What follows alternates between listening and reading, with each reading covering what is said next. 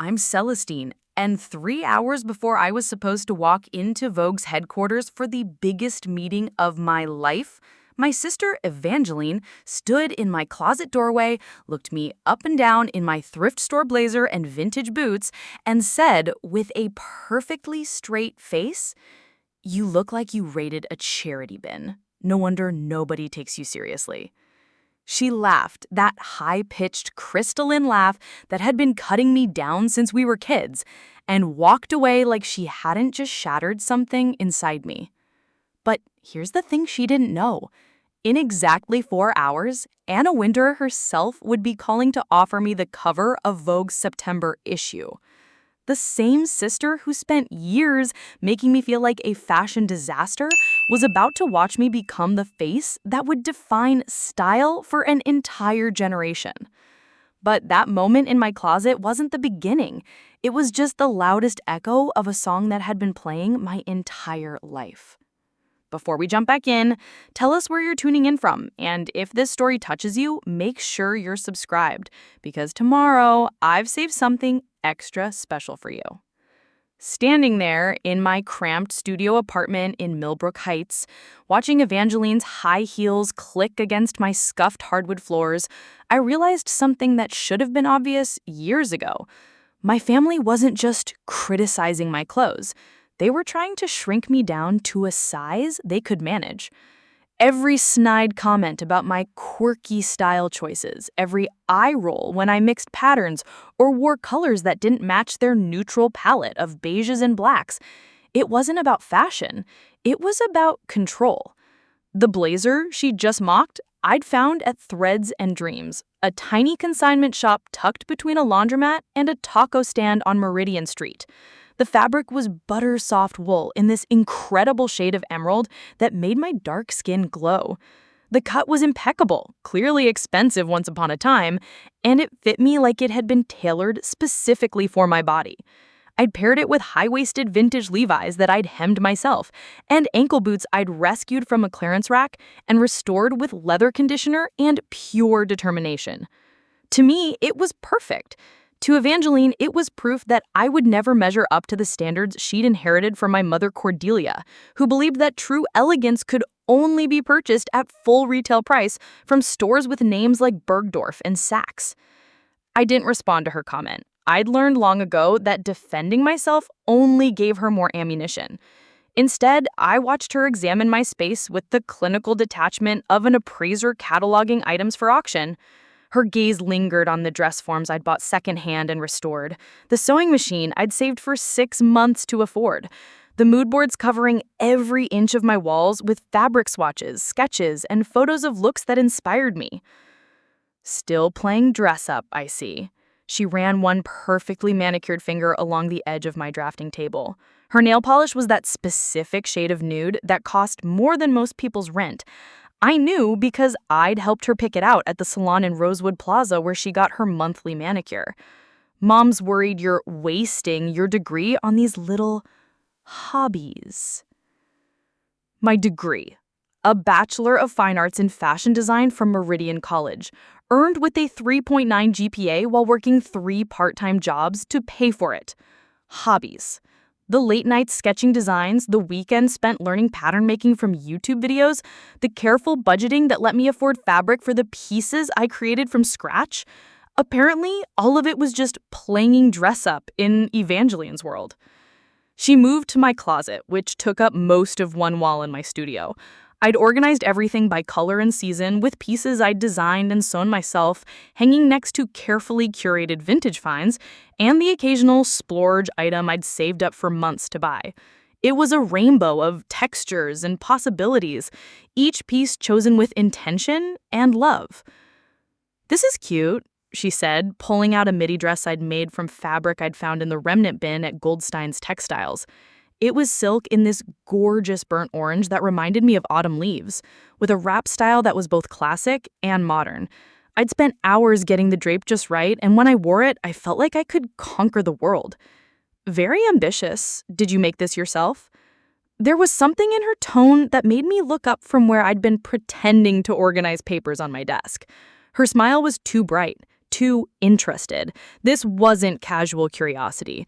This was reconnaissance. Yes, I said carefully. She held it up to the light, examining the seams with the kind of scrutiny usually reserved for crime scene evidence. The stitching is interesting, very rustic. Hand-sewn charm, you could call it. Rustic, hand-sewn charm. Translation: amateur, unprofessional, cute, but not serious. I felt my phone buzz in my pocket, probably a text from my friend Zara wishing me luck for the meeting that would change everything. The meeting that Evangeline knew nothing about because I'd learned to keep my dreams away from people who used them as target practice. For 2 years, I'd been building something in secret, a portfolio that had caught the attention of a freelance stylist who knew someone at Vogue, a collection of original designs that had somehow made their way to the desk of someone who mattered, a reputation in the underground fashion scene of Millbrook Heights that was slowly spreading beyond the boundaries of consignment shops and pop-up markets. While Evangeline and our mother spent their weekends shopping at Northgate Center's luxury wing, I'd been haunting estate sales in Riverside Gardens, finding pieces with history and potential. While they discussed the latest trends from Milan and Paris like they were foreign policy briefings, I'd been creating my own aesthetic, one that mixed high and low, vintage and modern, expensive and affordable in ways that felt fresh and authentic. The irony wasn't lost on me that in 3 hours I'd be sitting across from editors who would see exactly what my family couldn't. That real style isn't about price tags or designer labels. It's about vision, creativity, and the courage to trust your own instincts even when everyone around you is telling you that you're wrong. But Evangeline didn't know any of that. To her, I was still the little sister who got her clothes from the wrong stores and had ideas above her station. She had no idea that I'd been documenting every dismissive comment, every cruel joke, every moment when they made me feel small. Not for revenge, but for perspective. To remind myself that their opinions weren't facts, and their limitations didn't have to become mine. As I watched her examine my life like it was evidence of some fundamental failing, I felt something shift inside me. A quiet certainty that had been building for months finally crystallized into clarity. I wasn't planning to prove them wrong anymore. I was preparing to prove myself right. Preparing and narrating this story took us a lot of time, so if you're enjoying it, subscribe to our channel. It means a lot to us.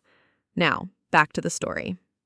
After Evangeline finished her inspection of my closet, she settled onto my secondhand velvet armchair like she owned it, crossing her legs with the practiced elegance of someone who'd never questioned whether she belonged in expensive spaces. Her Louboutin heels, the ones with the signature red soles that cost more than my monthly rent, tapped against my floor in a rhythm that somehow managed to sound condescending. "You know I'm only saying this because I care about you," she said, pulling out her phone to check her reflection in the black screen. Her voice had that syrupy quality that always preceded her most devastating observations. "But Celestine, you have to understand how this looks to other people." She gestured vaguely at my outfit, my apartment, my entire existence with one perfectly manicured hand. The gesture was small, casual, throwaway, but it encompassed everything I was and found it lacking. "What looks?" I asked, though I already knew I was walking into a trap. "This whole artistic starving student thing you're doing, the thrift store chic, the I'm too creative for real clothes aesthetic." She said it like she was diagnosing a medical condition. "It's fine for college, but you graduated 2 years ago.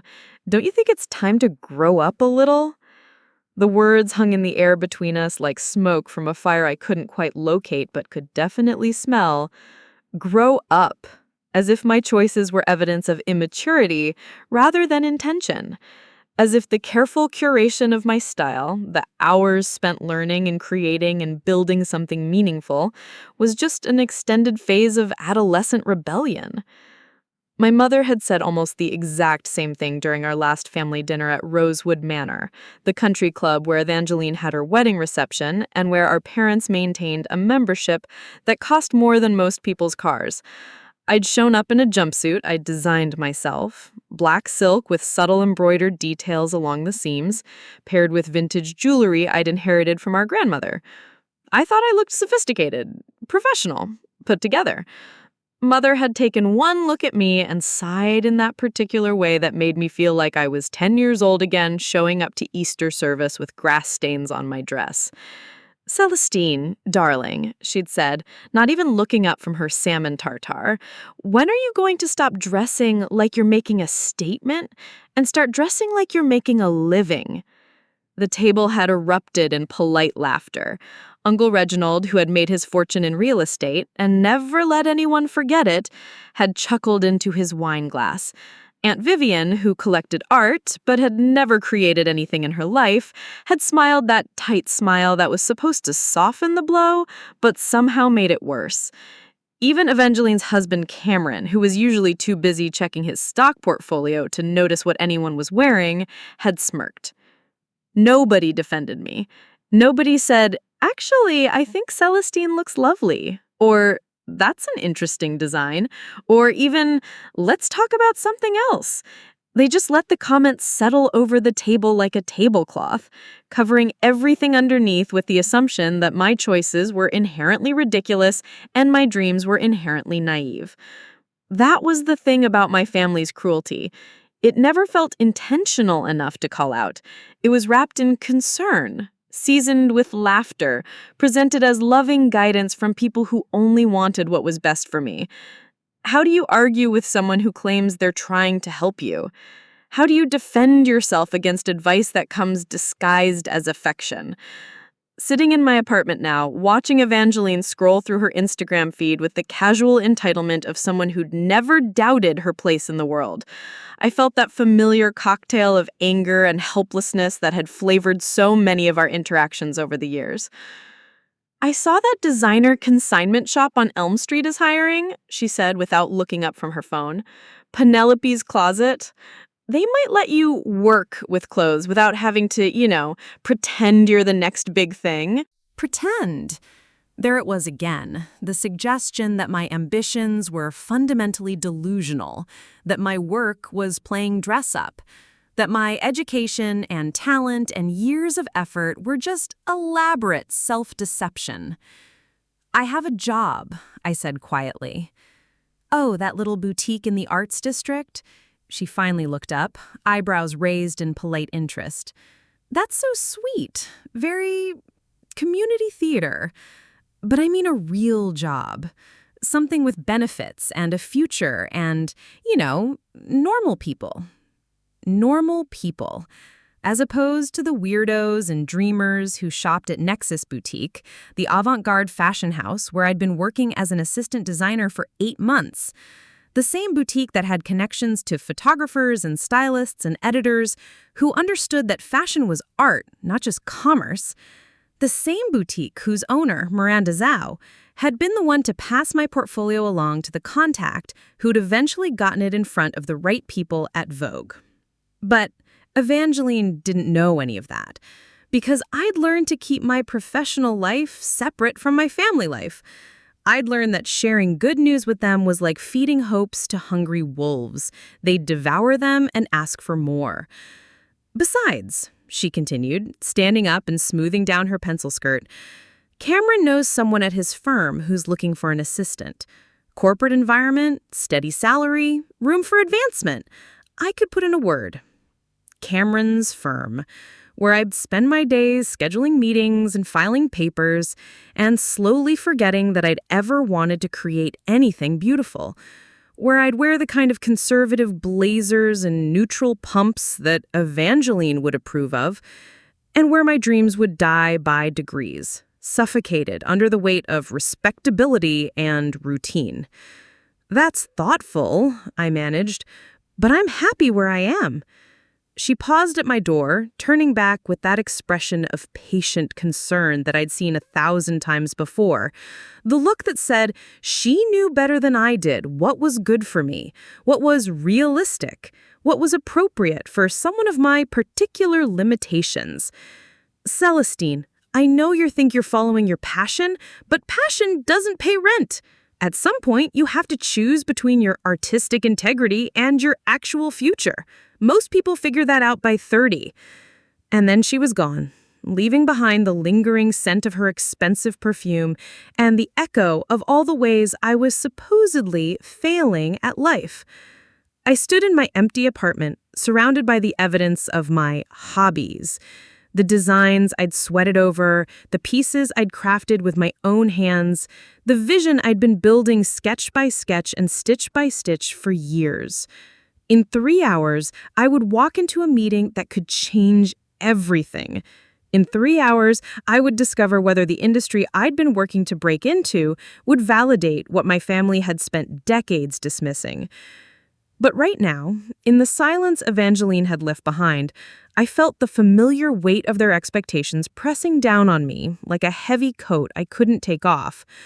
The expectation that I would eventually give up, grow up, settle down into the kind of life that made sense to them. Safe, conventional, small enough to fit into the boxes they'd built for me before I was old enough to know I could build my own. But this morning's humiliation wasn't the first time Evangeline had tried to reshape me into something more palatable. It wasn't even the worst. Over the past 6 months alone, she'd systematically dismantled every achievement I'd managed to build, every moment of confidence I dared to feel, every sign that maybe, just maybe, I was on the right path. There was the incident at Cousin Arabella's engagement party last month. I'd spent weeks creating the perfect outfit for the occasion, a vintage-inspired midi dress in deep sapphire blue that I'd designed and sewn myself, paired with my grandmother's pearl earrings and heels I'd found at an estate sale and restored to perfection. The dress was a masterpiece of subtle construction, hand-sewn French seams, a hidden zipper that lay perfectly flat, and a drape that moved like water when I walked. I felt beautiful. More than that, I felt like myself, the version of myself I was still becoming but could glimpse in moments like these. The party was at Evangeline's in-laws estate in Ashworth Hills, one of those sprawling properties where the driveway was longer than most city blocks and the landscaping cost more than most people's annual salaries. I'd arrived fashionably late, as Evangeline had taught me years ago, and made my entrance into the garden where cocktails were being served under string lights that probably cost more than my monthly grocery budget. For a moment, just a moment, I felt like I belonged. A few people complimented my dress, someone asked where I'd gotten it, and when I said I'd made it myself, their eyebrows raised in genuine appreciation, rather than condescension. I was having an actual conversation about fashion with Arabella's friend Jasmine, who worked in PR for emerging designers, when Evangeline appeared at my elbow like a heat-seeking missile. "Evangeline!" she exclaimed, loud enough for the entire garden to hear. "There you are. I've been telling everyone about your little sewing hobby. Isn't it adorable how she makes her own clothes? Like something out of Little House on the Prairie?" The conversation died. Jasmine's interested expression shifted to polite confusion. The other guests smiled with that particular mix of amusement and pity, reserved for people who were trying too hard or didn't quite understand the rules. "Show them the seams," Evangeline continued, her voice bright with what sounded like pride but felt like acid. "She's so clever with the details, very crafty." Crafty. The word hung in the air like a slur. Not artistic, not talented, not professional. Crafty. The kind of word you used for someone who made pot holders and friendship bracelets, not someone who had studied design and understood construction and could create something beautiful from nothing but fabric and thread and vision. But that wasn't even the worst part. The worst part was the follow-up, delivered with Evangeline's signature smile. Our mother always says Celestine missed her calling as a seamstress. She has such a natural talent for alterations. Alterations. As if everything I created was just a modification of someone else's vision. As if my designs were just clever fixes rather than original ideas. As if I was destined to spend my life adjusting other people's clothes to fit better, rather than creating my own. The conversation moved on to safer topics. Someone's upcoming trip to the Maldives, the new restaurant that had opened in the city center. Anything that didn't require acknowledging the young woman standing there in her homemade dress that suddenly felt like a costume from a play no one else was performing. Then there was the gallery opening 3 weeks ago.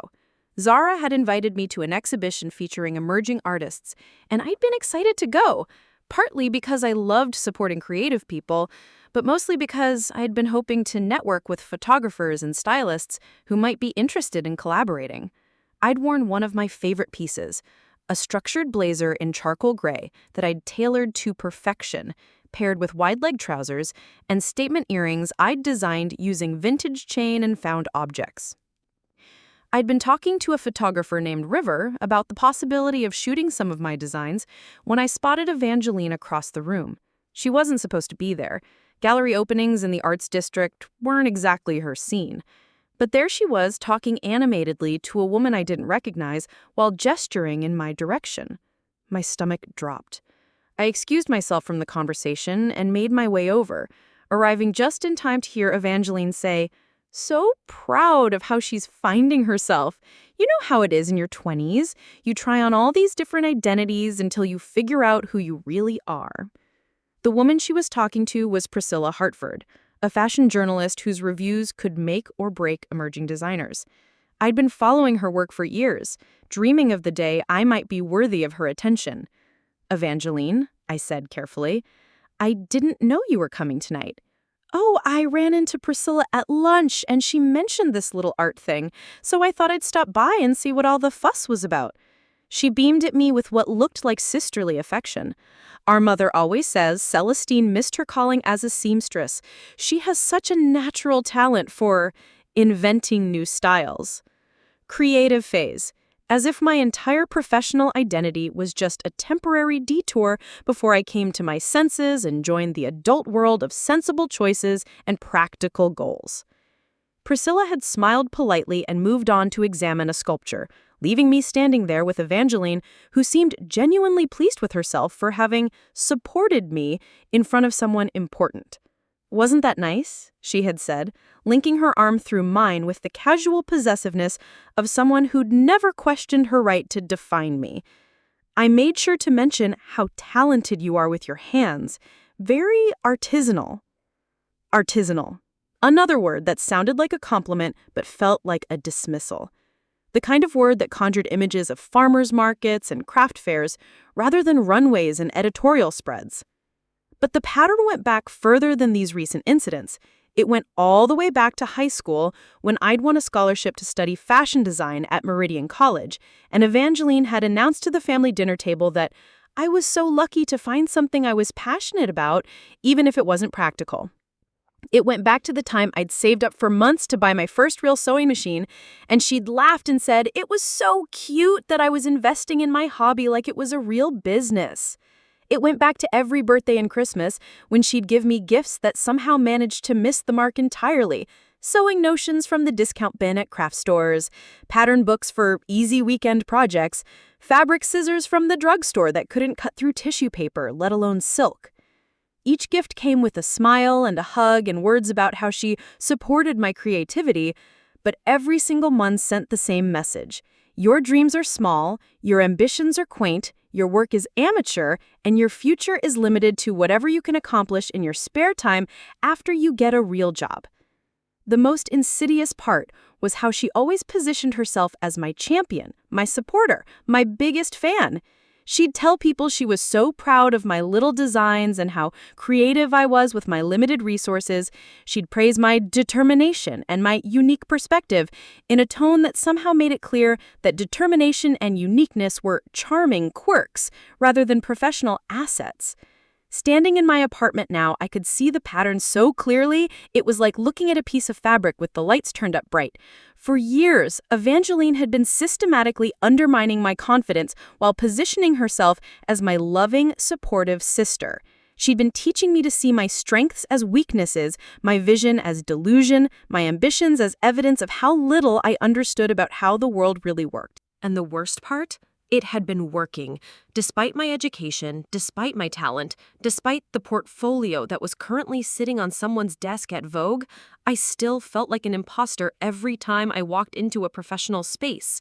I still second-guessed my instincts, still wondered if maybe everyone else could see something I couldn't, that my clothes really were just elaborate craft projects, that my dreams really were too big for someone like me, that my sister really did know better than I did about what was realistic and what was just naive hope. But today, in exactly 2.5 hours, I would find out which version of the truth was real.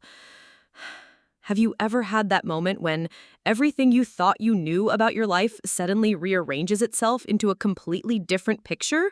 When the puzzle pieces you've been trying to force together for years suddenly click into place, revealing an image you never expected to see? That's what happened to me as I stood in my apartment, staring at the space where Evangeline had just been. The air still held traces of her perfume, something expensive and floral that probably cost more than I spent on groceries in a month. But more than that, it held the weight of a realization that was slowly crystallizing in my mind, like frost forming on a window. My family wasn't just unsupportive of my dreams, they were actively invested in keeping me small. It sounds so obvious when I say it like that, doesn't it? But when you're living inside a situation, when you're breathing that air every day, it's hard to see the patterns. It's like trying to read a book when someone keeps moving the letters around. You know something's wrong, but you can't quite figure out what it is. But standing there in my apartment, surrounded by the evidence of everything I'd built despite their constant discouragement, I could finally see it clearly. This wasn't about fashion. It wasn't about my clothes being too cheap or my style being too unconventional or my dreams being too impractical. This was about power. This was about keeping me in a box labeled little sister who doesn't know any better so they could feel secure in their own choices. Think about it. What would happen to Evangeline's sense of superiority if I actually succeeded?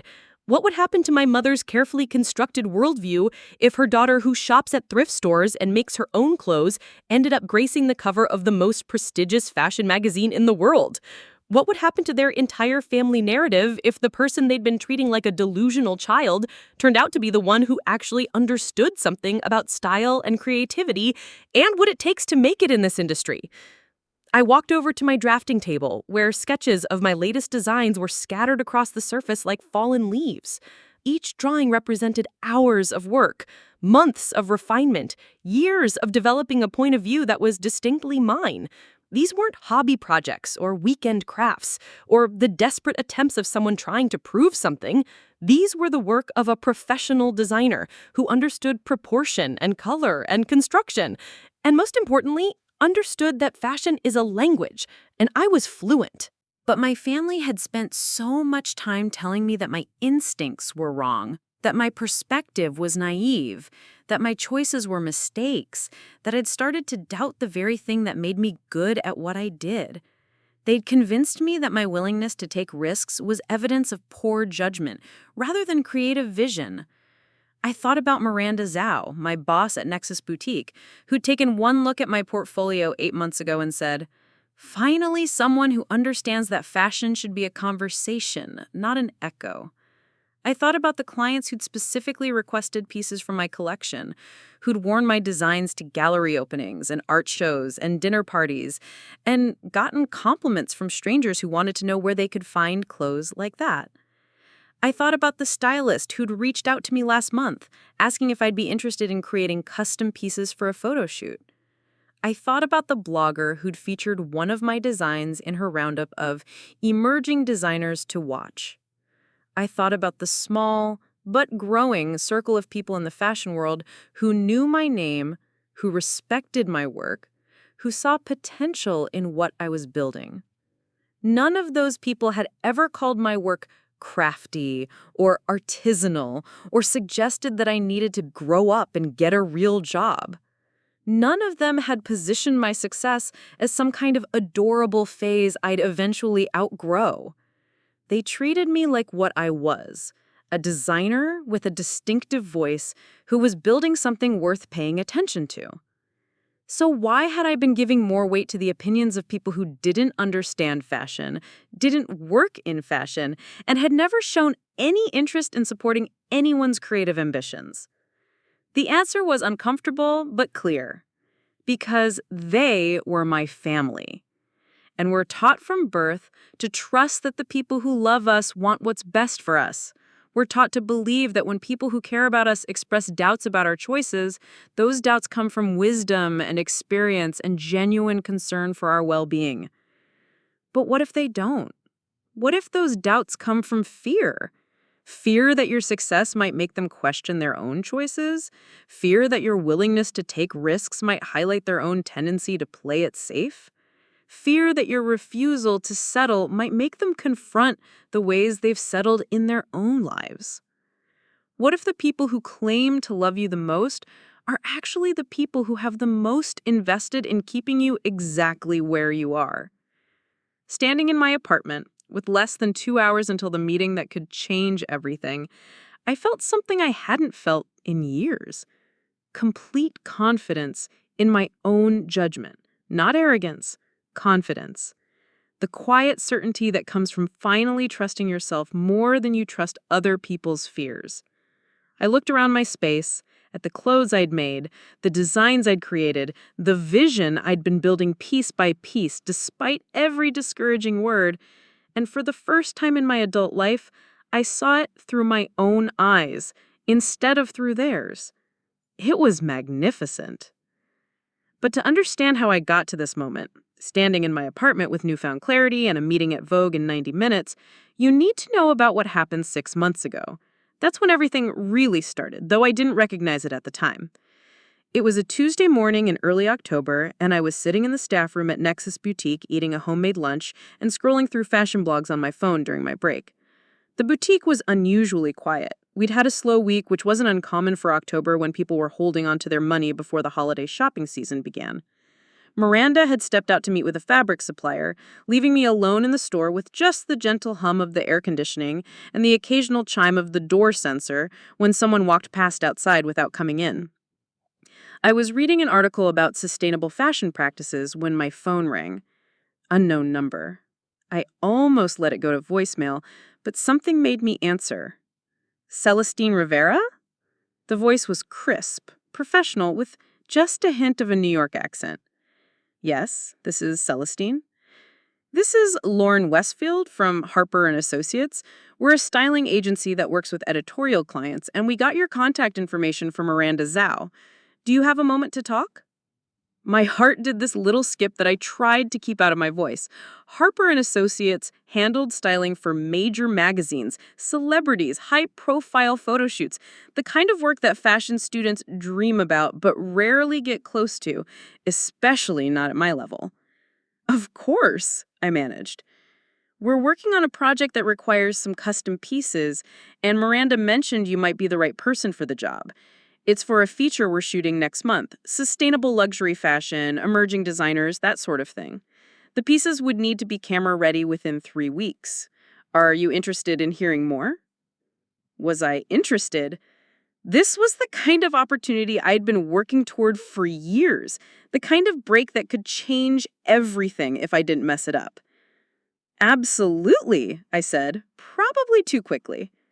Fantastic! Can you come in Thursday morning to discuss the details? We're located in the Meridian Arts Complex, Suite 412. Say 10 o'clock? I agreed, took down all the information, and hung up feeling like I'd just been struck by lightning. This was it. This was the moment I'd been preparing for without even knowing it. The Meridian Arts Complex was a converted warehouse in the heart of the city's design district, the kind of place where serious creative work happened. I'd walked past it countless times, always wondering what it would feel like to have meetings in a building like that, to be the kind of professional who belonged in spaces dedicated to art and innovation. Thursday morning, I dressed carefully in pieces from my own collection, a blazer I'd constructed from vintage wool that I'd found at an estate sale and had dry cleaned and tailored to perfection, paired with straight-leg trousers I'd designed with subtle architectural details, and shoes I'd restored from a consignment shop. I looked professional, creative, and confident, everything I'd been working to become. The Harper & Associates office was exactly what I'd expected. Clean lines, exposed brick, mood boards covering every available wall surface, and the kind of controlled chaos that comes with creative work operating at a high level. Lauren Westfield turned out to be a woman in her 40s with silver hair cut in a perfect bob and the kind of effortless style that spoke of decades in the fashion industry. "Celestine," she said, shaking my hand with the firm grip of someone who made decisions quickly and stuck by them. "Thank you for coming in. Miranda showed me some photos of your work, and I have to say, I'm impressed." She led me to a conference room where fabric swatches and tear sheets from magazines were spread across a large table. The walls were covered with inspiration boards for various projects, and I caught glimpses of celebrity names and magazine mastheads that made my pulse quicken. "Here's what we're looking at," Lauren said, gesturing to a particular board. "The photographer is River Chen. You might know their work from their recent exhibition at the Blackwood Gallery.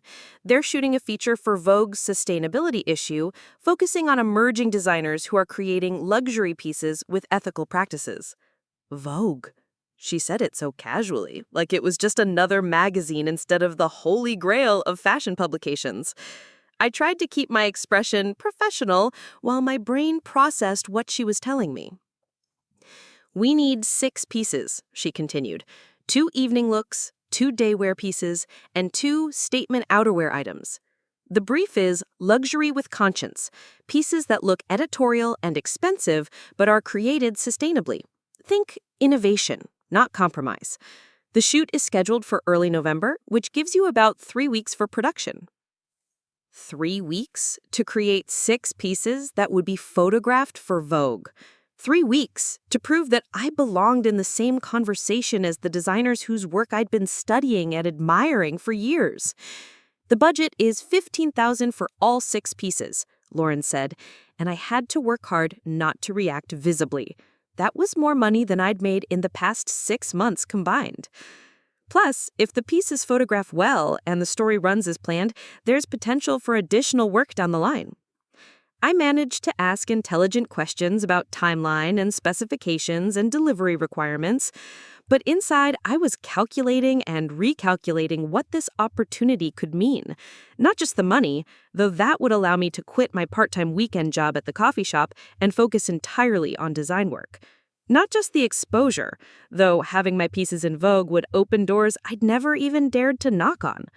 This was validation.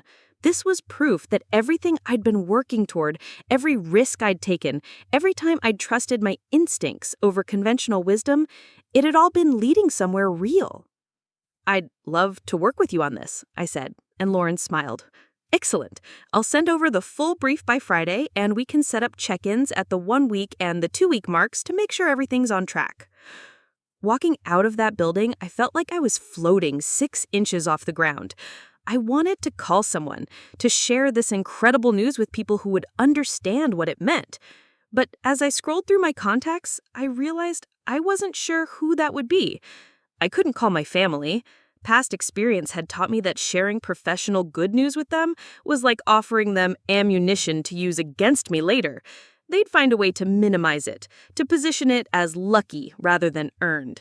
They'd remind me not to get my hopes up because opportunities like this had a way of falling through.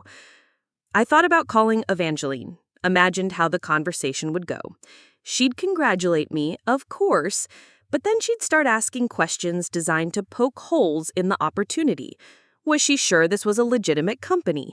Had she verified that the budget was real? Did she understand that fashion was an incredibly competitive industry and that one project didn't mean anything in the long term? By the time she finished supporting me, I'd feel naive for being excited and foolish for believing this could be the beginning of something bigger. So instead, I called Zara, who screamed so loudly I had to hold the phone away from my ear, and Miranda, who hugged me and immediately started brainstorming which fabrics would photograph best under professional lighting. That was the difference between the people who actually cared about my success and the people who claimed to care. The ones who cared about me wanted to help me succeed. The ones who claimed to care about me wanted to protect me from disappointment by lowering my expectations. I spent the next 3 weeks working harder than I'd ever worked in my life, creating pieces that pushed my skills to their absolute limit while staying true to my aesthetic mission. I barely slept, lived on coffee and determination, and poured everything I'd learned about design and construction and what makes fashion memorable into those 6 pieces. And when River Chen's assistant called to confirm the shoot details, they mentioned something that made my heart stop. The feature was being overseen by Vogue's fashion director personally because they were looking for emerging talent to feature in upcoming issues. That's when I knew this wasn't just a random freelance project. This was an audition for something much bigger. The pattern of my family's undermining went much deeper than recent incidents, stretching back through years of seemingly small moments that accumulated like paper cuts until they formed deep wounds I didn't even know I was carrying. I remember my 16th birthday party with perfect clarity, though I spent years trying to forget it. It was the first time I'd ever attempted to design something completely from scratch, a dress for my own party that I'd been planning for months. I'd saved every dollar from my part-time job at the local bookstore, studying fashion magazines and sketching design after design until I found something that felt perfect. The dress was midnight blue silk that I'd found at a fabric store going out of business, marked down to a price I could actually afford if I lived on peanut butter sandwiches for 3 weeks. The design was simple but sophisticated, a fitted bodice with a flowing skirt that hit just below the knee, cap sleeves that were flattering without being childish, and a subtle beaded detail along the neckline that caught the light when I moved. I'd taught myself to work with silk by practicing on scraps, learned about interfacing and proper pressing techniques from library books, and spent every free moment for 6 weeks perfecting every seam and detail. When I finally tried it on the night before my party, I felt like I was looking at a different person in the mirror, someone confident and elegant and ready to take on the world. My mother had insisted on hosting the party at our house in Willowbrook Estates, the kind of neighborhood where every lawn was manicured and every house looked like it belonged in a lifestyle magazine. She'd hired caterers and decorated the backyard with string lights and flowers, inviting not just my friends, but half the neighborhood, including several families from her social circle who barely knew me, but whose approval she desperately wanted. When I walked downstairs that evening, I felt beautiful. More than that, I felt proud. I'd created something with my own hands that transformed how I saw myself, and I couldn't wait to share that feeling with the people I cared about. "Oh, sweetheart," my mother said when she saw me, and something in her tone made my stomach clench. "You look interesting." Interesting. That word again, wielded like a scalpel to slice away confidence without leaving obvious wounds.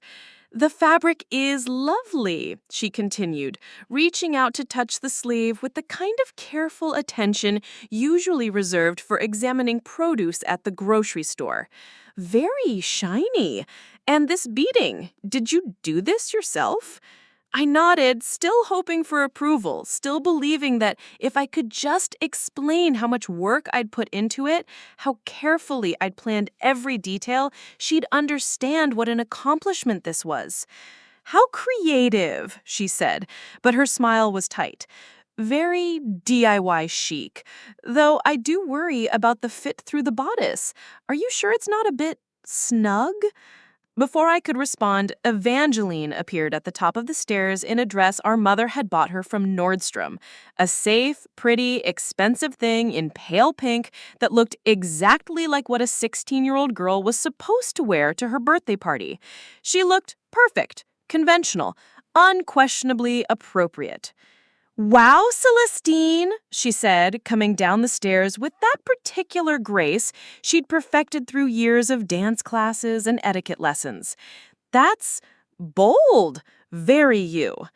Very you, as if being myself was somehow a character flaw that needed to be politely acknowledged. The party itself was a disaster, though it took me years to understand why.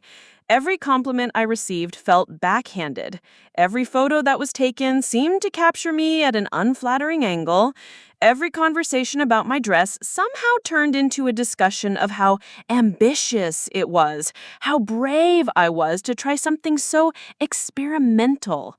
Mrs. Henderson from down the street spent 10 minutes explaining to me how difficult it was to work with silk, as if I hadn't spent weeks learning exactly how difficult it was.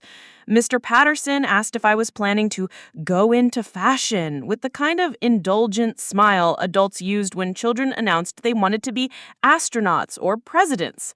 Evangeline's friends complimented the vintage vibe of my dress, which might have been nice, except that vintage wasn't what I'd been going for.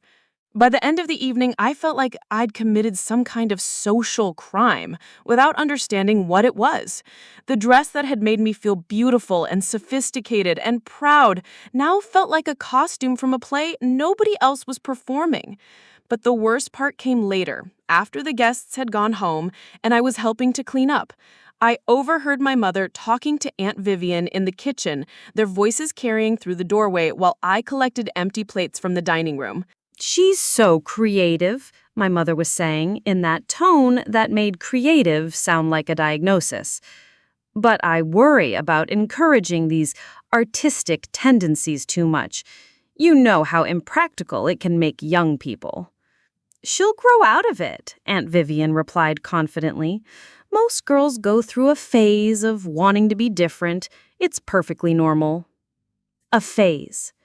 As if everything I cared about, everything I was good at, everything that made me feel alive was just temporary confusion that I'd eventually overcome like a childhood fear of the dark.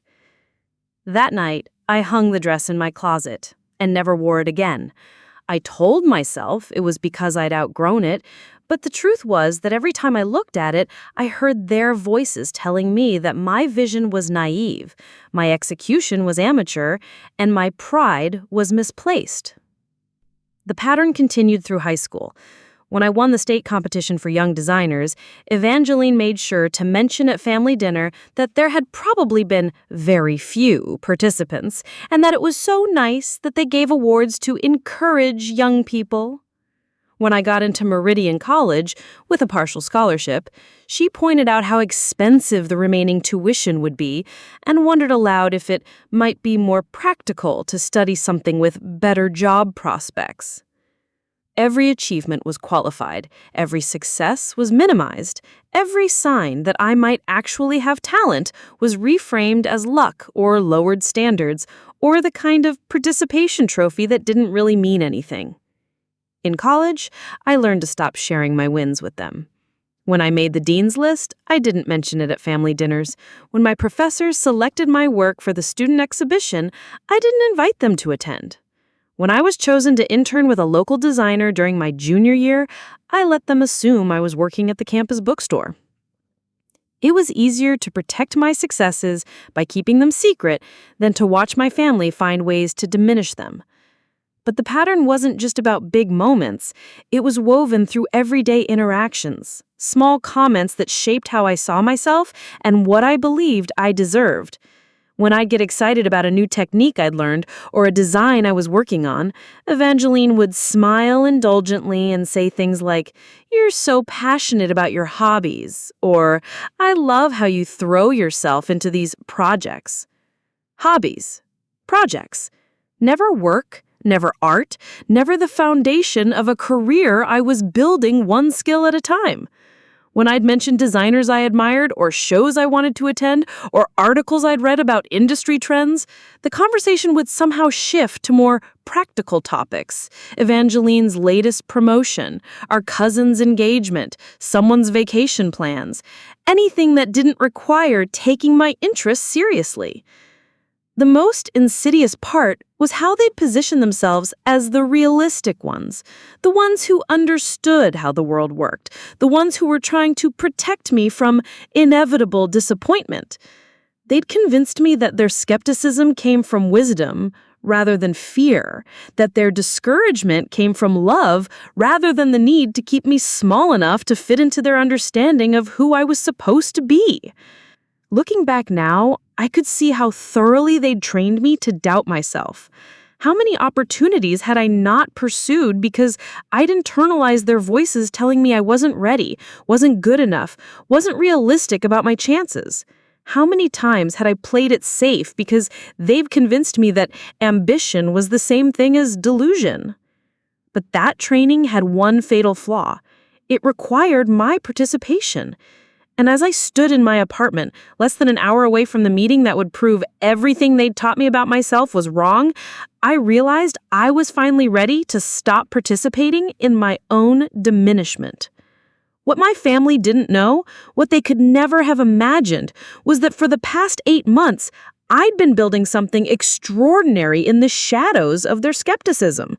While they were busy positioning themselves as the voices of reason in my unrealistic life, I was systematically creating the career they insisted didn't exist. It started the day after River Chen's photo shoot was completed. I delivered all 6 pieces on time, each one representing the absolute best work I was capable of producing. The team had been professional and encouraging during the shoot, but I'd learned not to read too much into positive feedback from people who were paid to make creative collaborations run smoothly. So when Lauren Westfield called me 3 days later, I expected notes about alterations or perhaps a polite thanks but no thanks about future projects. Instead, she said, "Celestine, I need you to sit down." My heart immediately went to the worst-case scenario. The clothes had photographed terribly. The magazine had killed the story. Someone had discovered I wasn't qualified for work at this level, and the whole thing was about to unravel. The images came back from River yesterday, and they're extraordinary. But more than that, we got a call from Vogue this morning. The fashion director saw the preliminary shots and wants to feature 3 of your pieces in their March issue. Not just the sustainability story, the main fashion pages. The main fashion pages of Vogue. I sat down hard on my couch, phone pressed to my ear, trying to process what she was telling me. The main fashion pages of Vogue were where careers were made, where unknown designers became household names overnight, where the industry decided who deserved attention and resources and respect. "There's more," Lauren said, and I could hear the excitement she was trying to keep professional in her voice. "They want to meet with you next week to discuss an ongoing relationship." That meeting led to another meeting, which led to a consultation project, which led to a commission for a custom piece for a celebrity client whose name I'd signed 3 different NDAs promising never to reveal.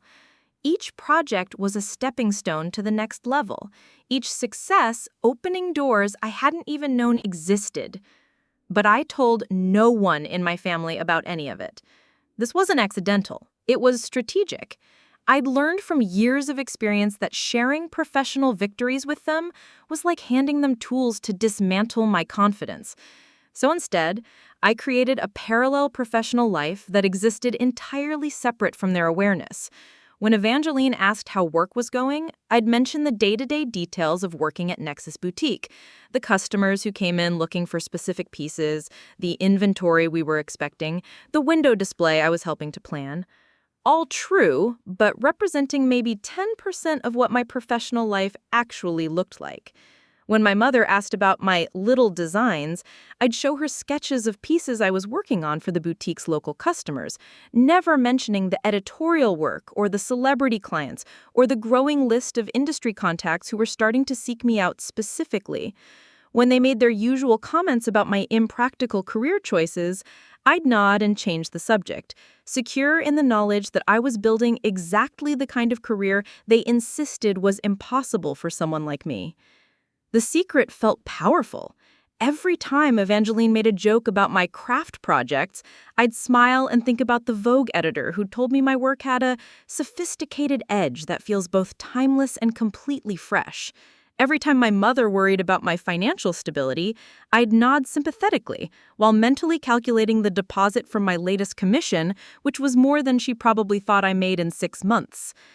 3 months ago, that strategy paid off in a way I never could have predicted. I was working late at Nexus, putting finishing touches on a jacket for a private client, when my phone rang. The caller ID showed a New York number I didn't recognize. "This is Celestine Rivera?" "This is Diana Hartwell from Vogue. Do you have a few minutes to talk?" Diana Hartwell. The Diana Hartwell, whose eye for emerging talent was legendary in the industry, who had discovered some of the most successful designers of the past decade, who wrote the features that could transform an unknown creator into a global brand overnight. Of course, I managed, setting down my needle and thread with hands that were suddenly unsteady. "I've been following your work since the sustainability feature, and I have to say, I'm impressed by your evolution over these past few months. The pieces you created for the Morrison shoot were exceptional, and the custom work you did for our September issue showed real sophistication." She was referring to projects I'd done that hadn't even been publicly credited yet, which meant she'd been tracking my work specifically, paying attention to my development as a designer. This wasn't a casual conversation. This was an evaluation. "I'm calling because we're planning something special for our April issue, a feature on the next generation of American designers, with a focus on creators who are building sustainable, innovative brands without compromising on luxury or creativity. We want to profile 6 designers, and we'd like you to be one of them." A profile feature. In Vogue, not just pictures of my clothes, but a story about me as a designer, an interview about my process and my vision and my plans for the future. The feature would include a photo spread of your work, an interview, and a spotlight on your design philosophy. But I should mention, we're also considering one of the profile designers for our September cover. It would be the first time we've ever put an emerging designer on the cover, and the selection will be based partly on the strength of the April feature and partly on the designer's ability to create pieces that feel both editorial and commercial. The September cover. The most important issue of the year, the one that set fashion trends and launched careers and defined what luxury looked like for an entire season. She was telling me I had a chance, not a guarantee, but a real possibility of being the first emerging designer ever featured on the cover of Vogue's September issue. "We'd need to do the interview and shoot within the next 2 weeks, she said. "Can you clear your schedule?" Could I clear my schedule? I would have cleared my schedule for the next 6 months if she had asked. That was 6 weeks ago. Since then, I'd been living a double life that would have made a spy proud. I'd done the interview and the photo shoot, working with a team of professionals who treated me like I belonged at their level. I'd created new pieces specifically for the feature, pushing my design skills to places I didn't know I could reach. I've answered questions about my influences and my goals and my vision for the future, speaking with a confidence I never felt when talking about my work with my family. And through it all, I'd said nothing to Evangeline, nothing to my mother, nothing to anyone in my family about what was happening. They continued to make their little jokes about my hobbies and their gentle suggestions about more realistic career paths, completely unaware that I was already building the exact career they insisted was impossible for someone like me. The feature was scheduled to come out next month. If I was selected for the September cover, I'd find out today, during this meeting I was about to attend in 45 minutes. But here's what made the secret even more delicious. I'd been documenting everything. Not just my professional achievements, but their reactions to my supposed failures. Every dismissive comment, every condescending piece of advice, every moment when they'd made it clear that they saw my dreams as evidence of poor judgment. I had a folder on my phone with screenshots of text messages where Evangeline had helpfully sent me job listings for administrative assistants and retail managers. I had voice memos of conversations where my mother had worried aloud about my unrealistic expectations and suggested I consider more stable career options. I had a written record of every family gathering where someone had made a joke about my clothes or my choices or my future. Not because I was planning some kind of revenge, that wasn't my style, but because I wanted to remember. I wanted to have proof, when this was all over, that their lack of faith in me had been about them, not about me. that their inability to see my potential had been a failure of their imagination, not a realistic assessment of my abilities. In 30 minutes, I would walk into that meeting and potentially discover that everything I'd been working toward was about to become reality. And when that happened, when the call came or the email arrived, or however they delivered news that would change my life forever, I would finally have the proof I needed that trusting myself had been the right choice all along. But keeping my success secret became increasingly difficult as the professional opportunities multiplied, and my family's attempts to undermine me grew more coordinated and aggressive. It was as if they could sense something shifting, some change in my energy that they couldn't quite identify, but instinctively wanted to squash. The escalation started 3 weeks ago with what I now realized was a calculated attack disguised as family concern. I'd been working late at my apartment, putting finishing touches on a prototype for a potential collaboration with a sustainable fabric company, when my phone buzzed with a text from my mother. "Family dinner tomorrow at 6. Important discussion about your future. Don't be late." The tone was ominous enough that I almost canceled, but curiosity got the better of me. I showed up at their house in Willowbrook Estates the next evening, walking into what I quickly realized was a professionally orchestrated intervention. They'd arranged themselves around the dining room table like a tribunal. My mother at the head, Evangeline to her right, Aunt Vivian to her left, and Uncle Reginald positioned directly across from the empty chair they'd designated for me. The setup was so formal, so clearly planned, that I felt like I was walking into a corporate boardroom where I was about to be fired from a job I didn't know I had. "Celestine," my mother began, before I'd even fully sat down, "we've been talking and we're worried about you." Worried. That word that preceded so many conversations designed to make me smaller, more manageable, more aligned with their vision of who I should be. "We love you," Evangeline added, leaning forward with the kind of concerned expression usually reserved for interventions involving actual addictions. "But we think you might be stuck." Stuck. As if forward movement in any direction they couldn't understand was actually a form of paralysis. Uncle Reginald cleared his throat in that way that meant he was about to deliver what he considered profound wisdom. "The thing is, Celestine, at some point you have to ask yourself whether you're pursuing a dream or running away from reality."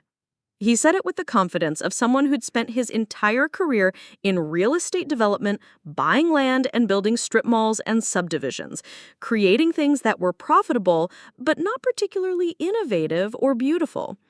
The idea that someone might choose creativity over guaranteed financial returns was genuinely incomprehensible to him. "We've been doing some research," Aunt Vivian said, sliding a folder across the table toward me. "There are some excellent opportunities in related fields that might be more sustainable for someone with your interests." I opened the folder to find printouts of job listings they'd compiled, marketing coordinator positions at fashion retailers, assistant buyer roles at department stores, administrative jobs at textile companies. Every single position was entry-level despite my degree and experience, and every single one would have me working for other people's visions instead of building my own. These are all companies where you could use your fashion knowledge, but in ways that offer real career advancement and financial security. "Look at this one." She pointed to a listing for an assistant merchandising position at a mid-tier department store chain. "Benefits, 401k, clear promotion track. That's a real career." A real career, as opposed to the fake career I'd apparently been pursuing for the past several years. "We even reached out to a few of these companies," Evangeline said, and my blood went cold, "just to see if they might be interested in someone with your background. The hiring manager at Nordstrom was very encouraging about your qualifications." They'd contacted potential employers on my behalf without asking me, without knowing anything about my actual professional situation, without considering that I might have my own plans and goals and perfectly valid reasons for not wanting to work for someone else's vision.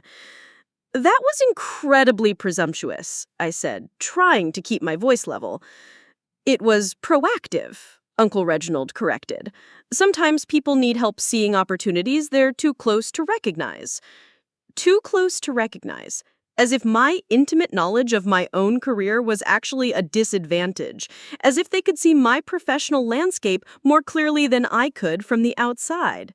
Celestine, my mother said, reaching across the table to pat my hand in a gesture that managed to be both affectionate and condescending. We know this isn't what you want to hear, but sometimes love means telling people difficult truths. You're 26 years old. Most of your college friends have real jobs, real relationships, real lives. Don't you want those things?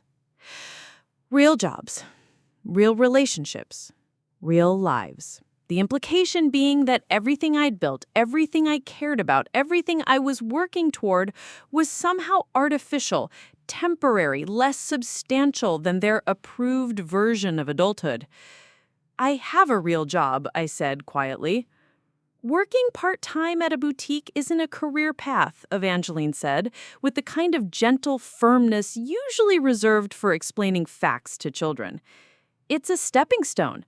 But at some point, you have to actually step. What they didn't know, what they couldn't know because I'd carefully kept it from them, was that 3 days earlier, I'd received an email that would have made their intervention laughably irrelevant if they'd known about it. Diana Hartwell had written to tell me that my profile feature had tested extremely well with focus groups and that I was being seriously considered for the September cover shoot. More than that, she'd mentioned that regardless of the cover decision, Vogue was interested in featuring my work regularly in upcoming issues, and that several other major publications had reached out asking about my availability for editorial projects. I was sitting at their intervention table being told I needed to find a real career while having more professional opportunities than I could reasonably manage. Opportunities that were exactly the kind of career they insisted didn't exist for someone like me. We've also been thinking about your living situation, Aunt Vivian continued, apparently interpreting my silence as receptiveness to their guidance.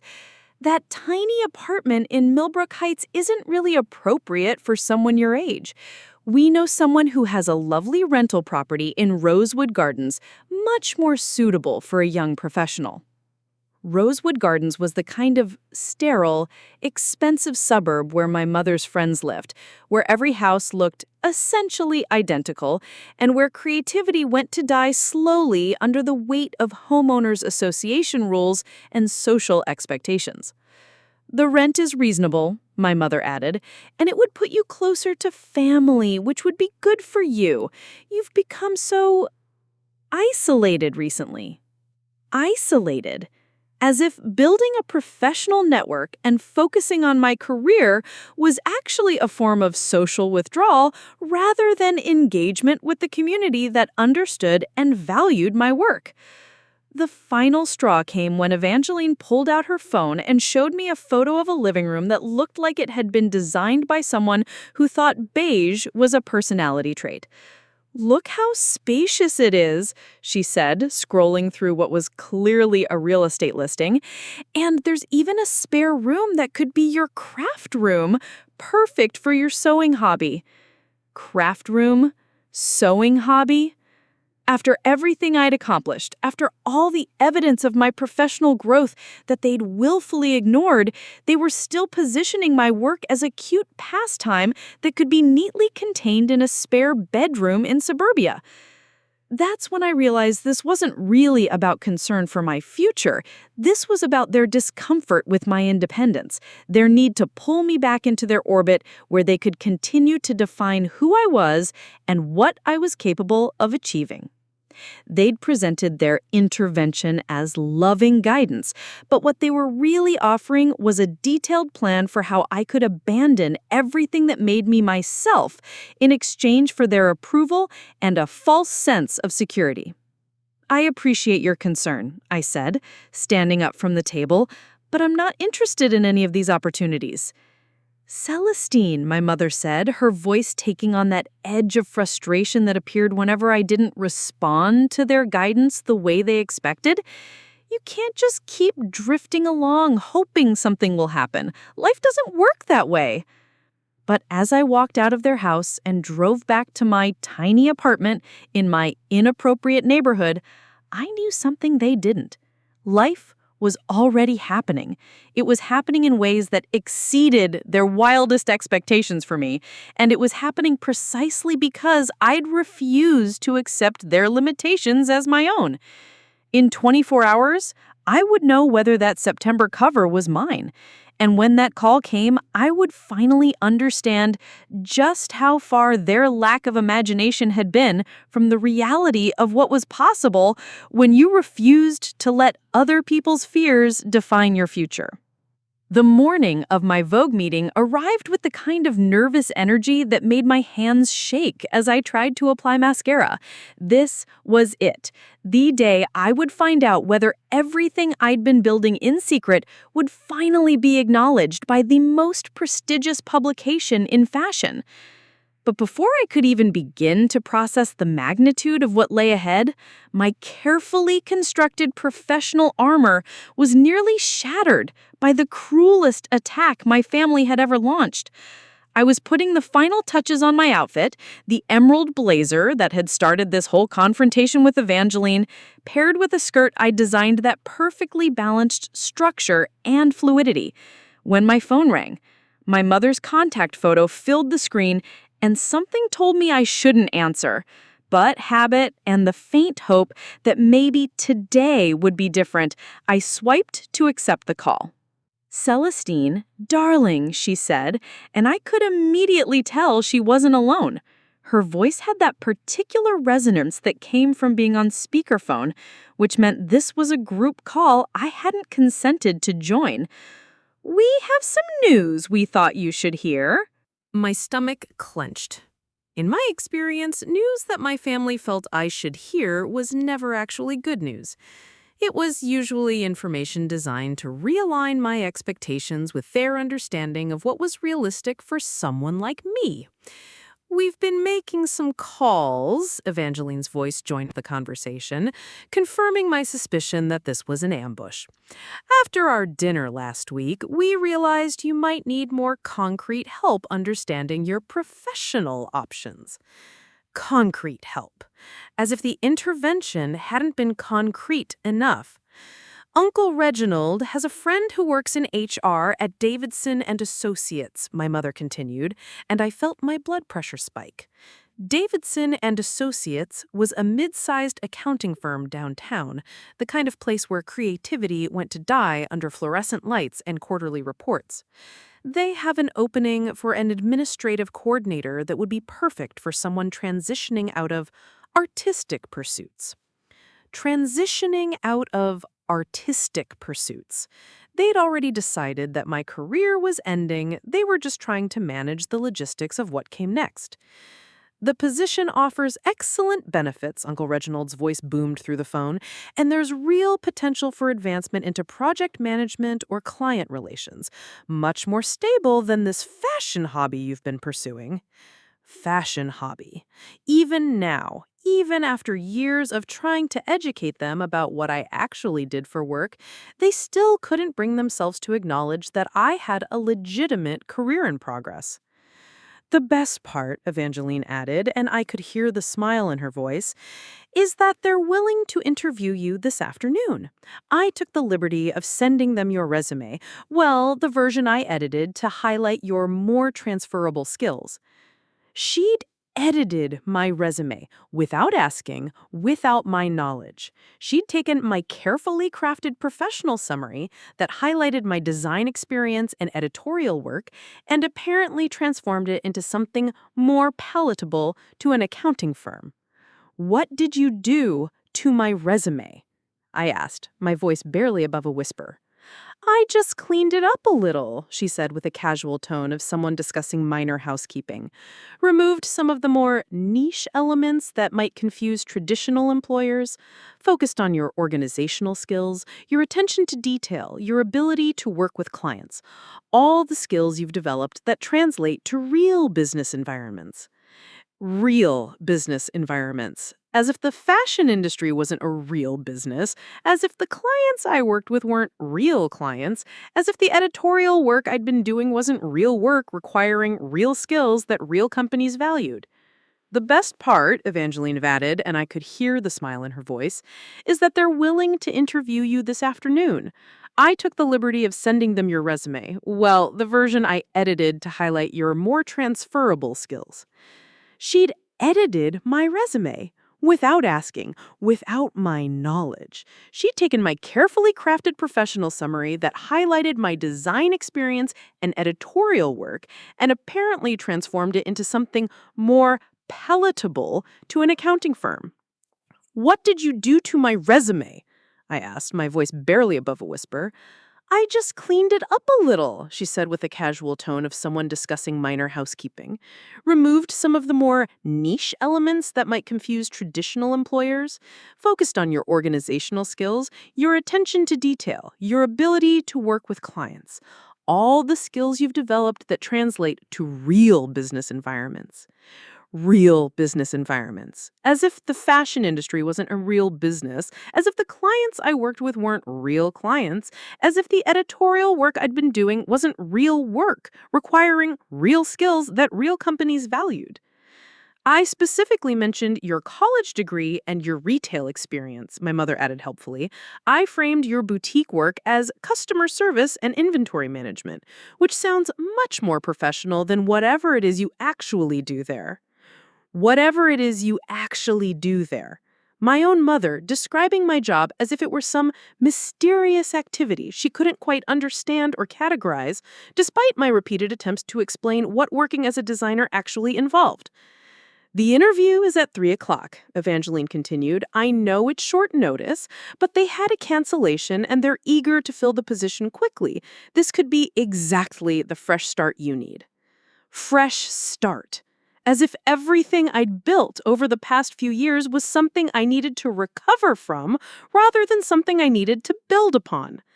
"I can't do an interview today," I said, trying to keep my voice steady. "I have other commitments." "What commitments?" my mother asked with the kind of skepticism usually reserved for children claiming they had homework when they clearly didn't. "Celestine, this is a real opportunity. You can't keep prioritizing your creative projects over your actual future." My creative projects. My actual future. The implication being that the two were mutually exclusive, that caring about creativity meant abandoning any hope of a sustainable adult life. "Besides," Evangeline added, and she said it with such casual certainty, such absolute confidence that my professional life was essentially non-existent, that for a moment I almost believed her. For a moment, I almost felt like the delusional dreamer they'd spent years telling me I was. Someone so out of touch with reality that I thought my little art projects constituted a real career.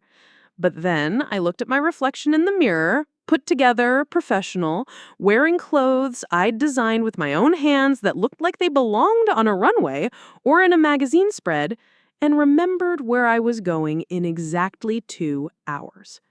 "I have a meeting," I said quietly. "What kind of meeting?" Uncle Reginald asked with the tone of someone who expected the answer to be something like a coffee date with a friend or an appointment at the post office. "A business meeting." "Celestine," my mother said with a sigh that managed to convey both love and exhaustion. "Sweetie, meeting with local boutique owners about carrying your little pieces isn't the same as a real business meeting. This interview could change your entire trajectory." Little pieces.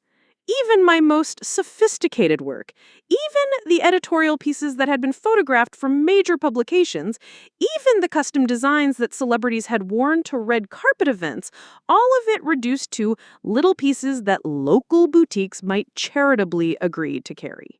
You need to start thinking strategically about your future, Evangeline added. You're not getting any younger, and the fashion industry is incredibly competitive. Even if you were talented enough to make it, which is a big if, the odds are completely against you. Even if you were talented enough? After everything I'd accomplished, after all the professional validation I'd received from people who actually worked in the fashion industry, My own sister still considered my talent to be an open question. But this accounting position, C continued, this is achievable. This is realistic. This is something you could actually succeed at instead of just dreaming about success. Dreaming about success? As if the meetings I'd been taking, the projects I'd been completing, the recognition I'd been receiving were all just elaborate fantasies I'd constructed to avoid facing the truth about my limitations? I'm not interested in the interview, I said, my voice getting stronger as my anger started to override my hurt. Celestine, my mother said, in that tone that meant she was about to deliver what she considered hard truth. Sometimes we have to give up the things we want in order to get the things we need. That's called being an adult. Being an adult.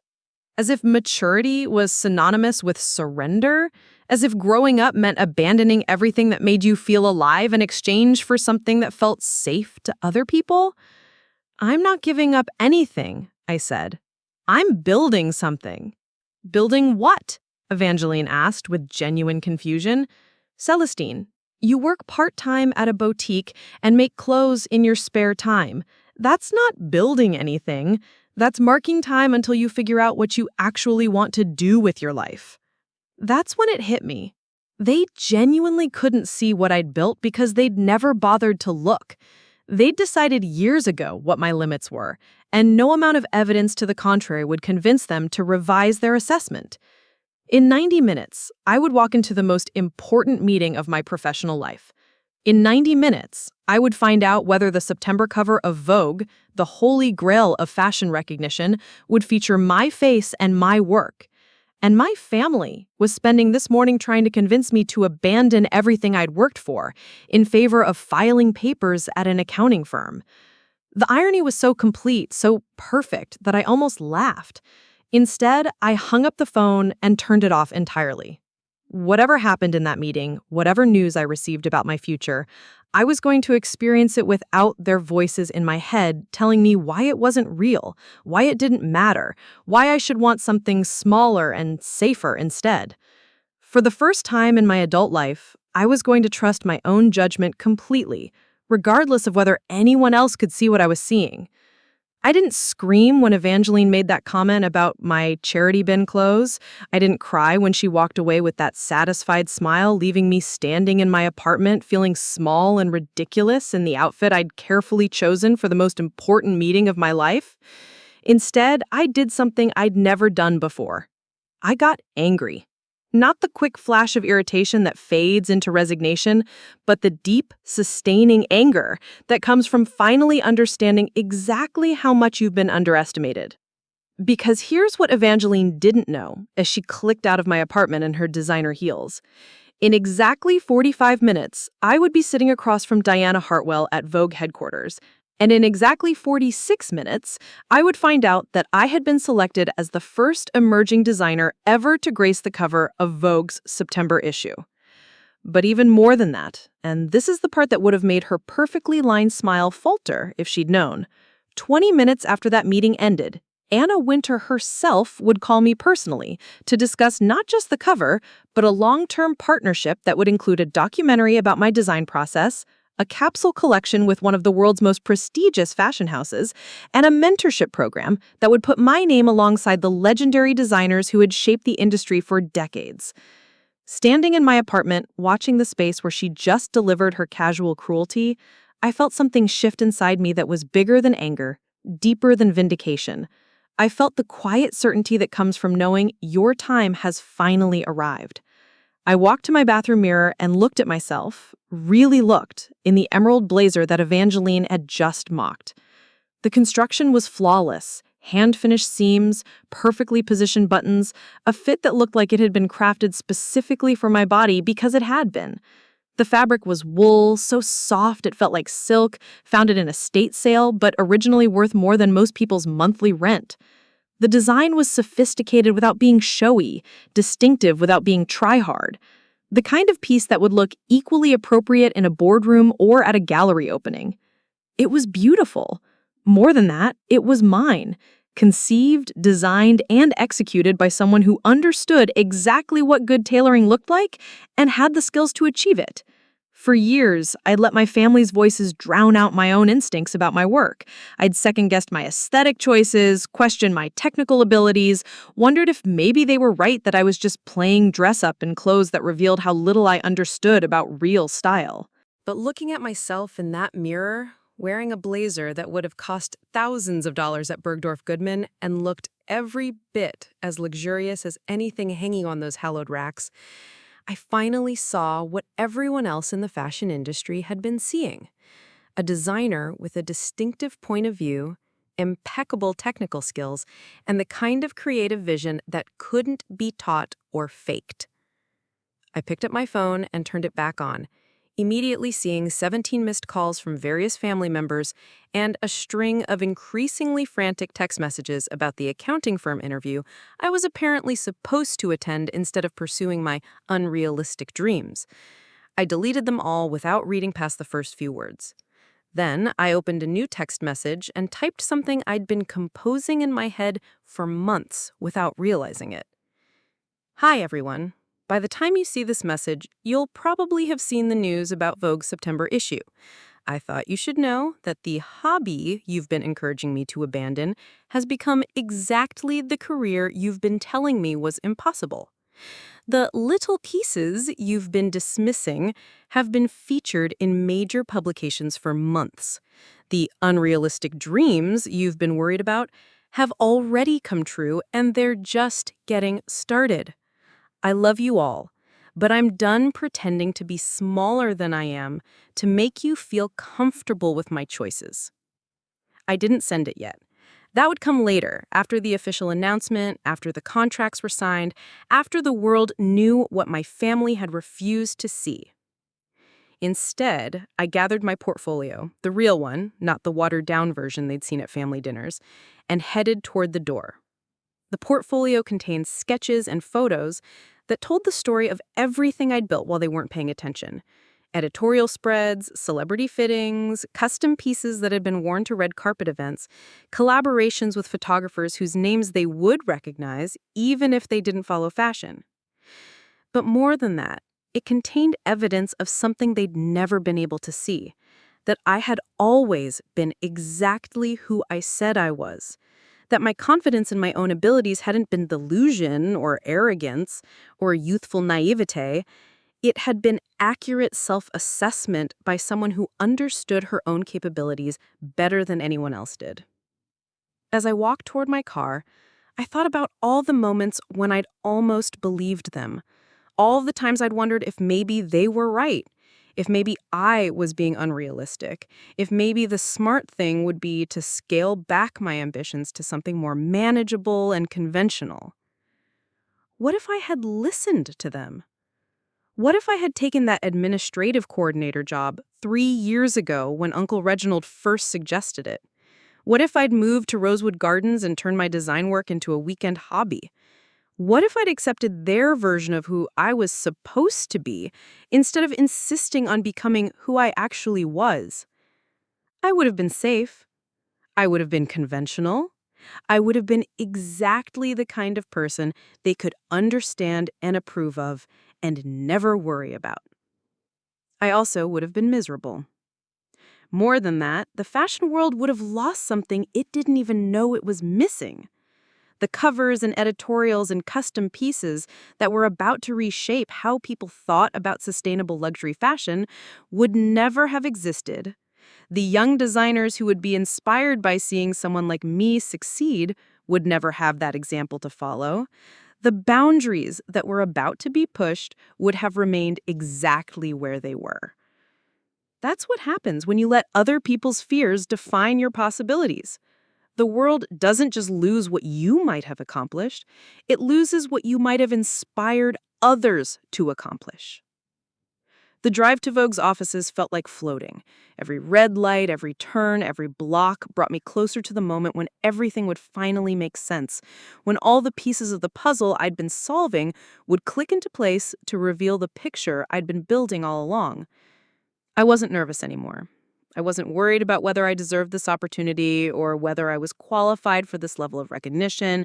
I wasn't second-guessing my outfit or my portfolio or my ability to articulate my vision in a way that would impress people whose opinions could shape careers. I was ready.